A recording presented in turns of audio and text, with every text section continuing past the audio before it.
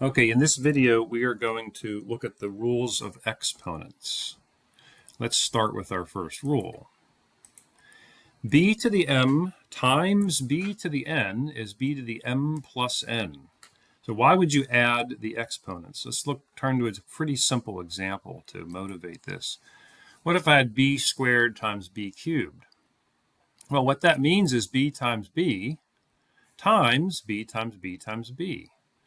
And you see now we have 5 factors of b, or 2 plus 3. So it's really that simple. Our second rule is b to the m all to the power n is b to the m times n. So why would in this case you multiply? Let's again look at a simple example. What if I had b squared all cubed? Well, cubing something means multiplying that thing by itself 3 times. So we're going to multiply b squared times b squared times b squared.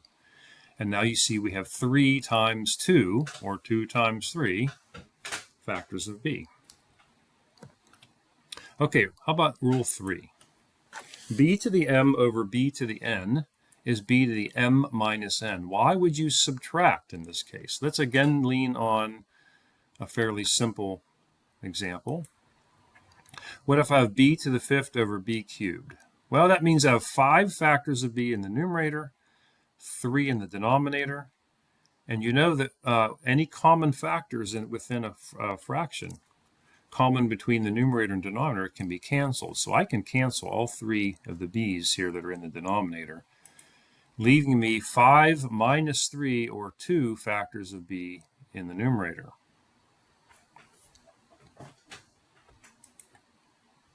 All right, how about b to the 0 is 1? Now here I should qualify, we usually don't let our base b be 0.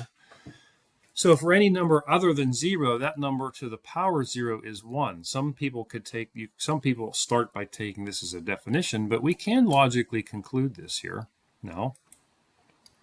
So you would agree that 1 is b to the m over b to the m.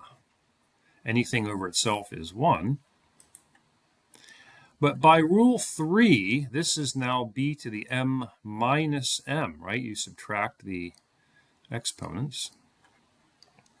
And m minus m is 0. So we see b to the 0 is 1.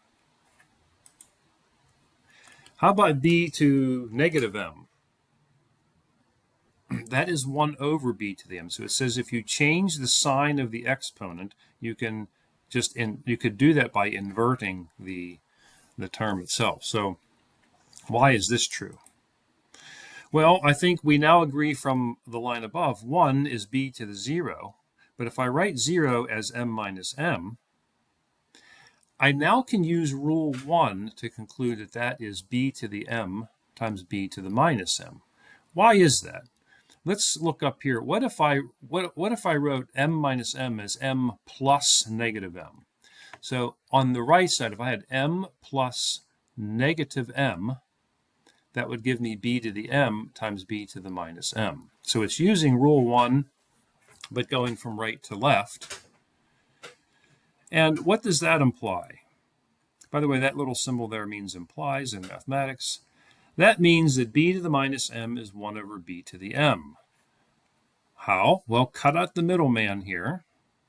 Divide both sides by b to the m. On this side it would cancel, and over here would have 1 over b to the m. Rule 6. b to the 1 over n means the nth root of b. Why is this? Well, if I take b to the 1 over n and raise it to the nth power, rule 2 tells me I get b to the 1 over n times n, or b to the 1, and that's b. So what? Well, the definition of the nth root of a number is the number that you raise to the nth power and get that number. So in the parentheses here, this number, whatever b to the 1 over n is, we notice when we raise it to the nth power, we get b, which means by definition it is the nth root of b. Finally, b to the m over n is b to the m to the nth root of b to the m. It's also the nth root of b all to the m, And this we just conclude using our rules above. Okay, and note that b to the m over n is the same as b to the m to the 1 over n. So that would be the nth root of this guy.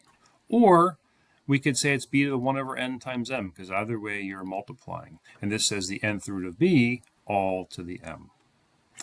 All right, there's exponents